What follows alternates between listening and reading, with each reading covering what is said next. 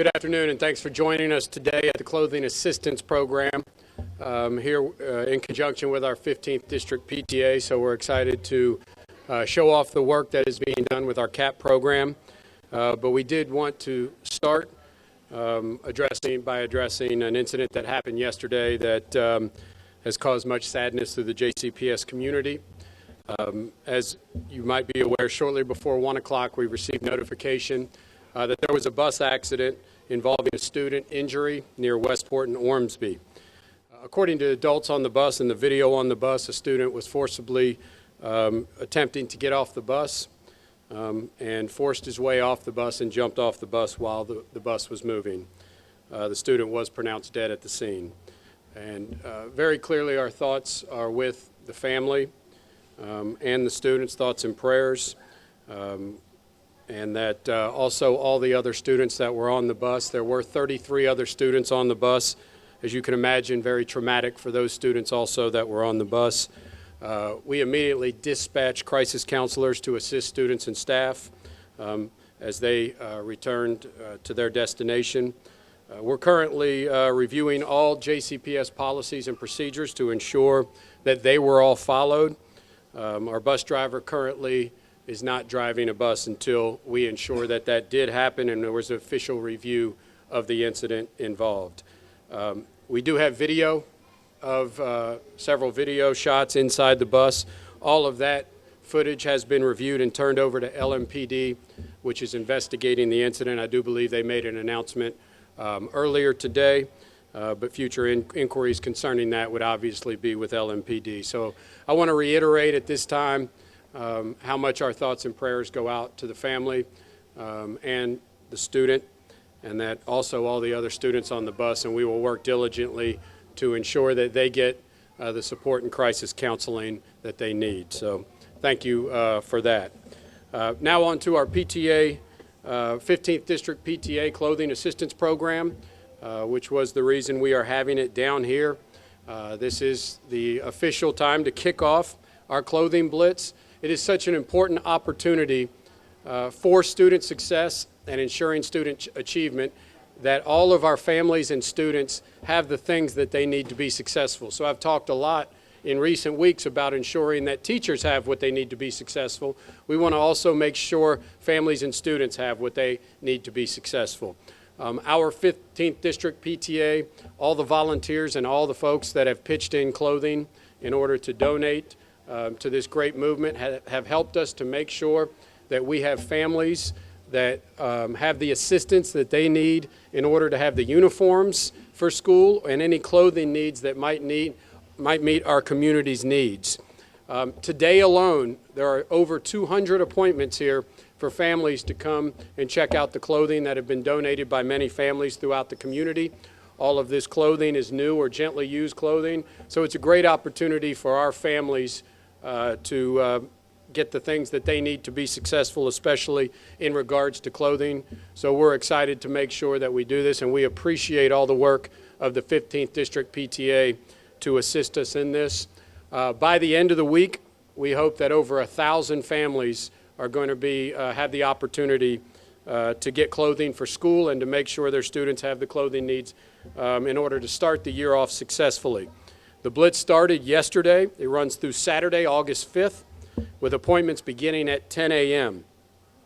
All JCPS families who are eligible participants, we have plenty of spots available still, especially Thursday, Friday, and Saturday. If you would like to register to have a time to come in here and shop for your child's clothing needs, please call the school and ask for the Youth Service Center coordinator. They can direct you to the right person. And as always, our families can call 313-HELP to get the information that they need in order to do this.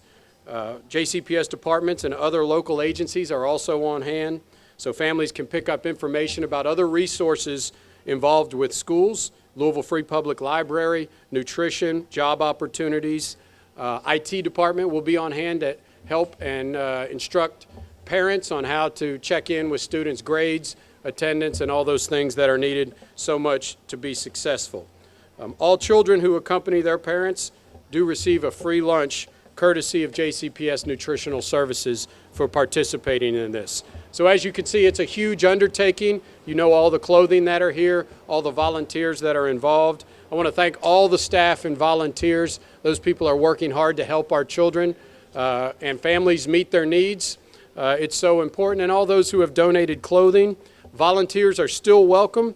Anyone interested in helping out or bringing clothing, please call 313-HELP once again, or you can register online at 15thdistrictpta.org.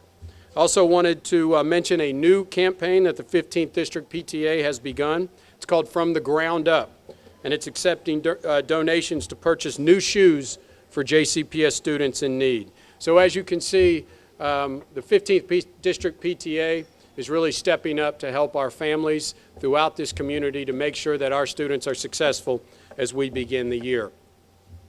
Finally, as we move into back to school, as you know, 2 weeks from tomorrow is our first day of school. So hard to believe as the calendar turns to August, we will be in 2 weeks back in school, first day of school tomorrow. So I'm excited. Plans right now, I will attend 8 different schools on opening day. As you can imagine, our central office, our schools, administration are working around the clock to get ready. We have all kinds of professional development for teachers going on throughout the district and the community today and this week with staff retreats. As you can imagine, our schools administrators are working tirelessly to get ready, including our opening day of school committee. So excited about that. A couple of reminders. Want to make sure to all parents that they register their students, verify student assignment for the upcoming year. Once again, as always, they can call 313-HELP if they need any information on where your child attends school or anything they need in order to register. Remember, for the next couple weeks, JCPS elementary schools, or when we begin, 9:05 a.m. to 3:45 p.m., and most middle and high schools' hours are 7:40 a.m. to 2:20 p.m. Also, important reminder, confirm your child's transportation needs and bus needs. I did it over the weekend. My daughter rides a bus, so I had to log on and figure out what bus that she rides and when she gets on the bus. She found out she gets on the bus at 6:53 a.m., so she was hoping for a little extra sleep this year, but it's the same as last year. So she's getting excited. We've done some back-to-school shopping, as I think many people are. Encourage parents to check their school's dress code to make sure that they have what they need. And once again, if they need clothing assistance, Youth Service Center coordinator will direct you to the right place. Fill out emergency contact forms with the school. And a reminder that kindergarten students do need medical, dental, and eye exams. So it's an exciting time. The next time we come together will be right at the beginning of the first day of school. I'm excited to begin my first day, visit 8 schools here in JCPS. We're excited about the 17-18 school year. At this time, I'll take any questions. I believe you were on scene yesterday. Were you one of the first JCPS people on scene yesterday? What time did you get there? I couldn't exactly say what time it was. It was shortly after. We were notified about 1 o'clock of the incident. Our Randy France, our transportation director, and Mike Razor, chief operation officers, were there. Then I arrived shortly after that. So I can't say exactly how close it was to the incident, but obviously anything that involves one of our students, I want to get there as quickly as possible, which I tried to do. And how does that, I mean, this is a pretty major event for a school district, and this is in your first, month of work. How does that feel for you personally? Well, as the same as it was as a principal, and you had 1,100 students that you felt they were a part of your family, it's the same as superintendent. So 101,000 students nearly is a very large family, as you can imagine. But obviously, when we sign on to do this as educators, we care for each and every child that is either in our classroom, in our school, or in our school district.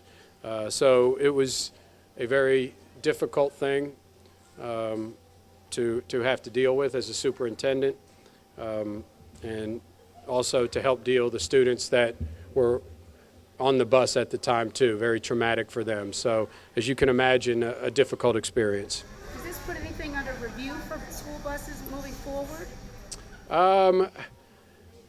From what we have seen, there are adults did everything that they could to prevent this from happening. So an investigation is still going on. We're looking into everything that happened. We want to be thorough about it. We want to make sure that all policies were followed. But it clearly looks like adults did everything possible to assist the child. So that's our most important thing right now as we move forward. So there were adult monitors on the bus? Multiple adults that were on the bus that acted very quickly.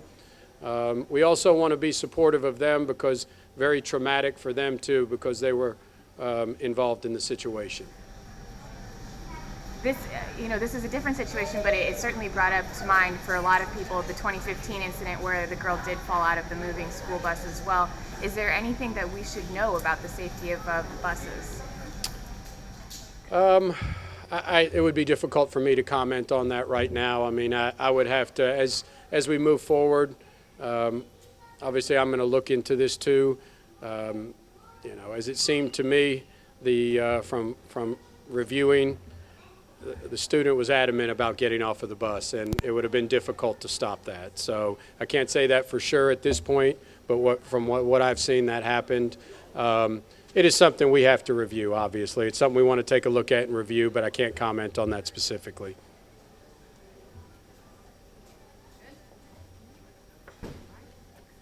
Great. Thank you all. Appreciate it.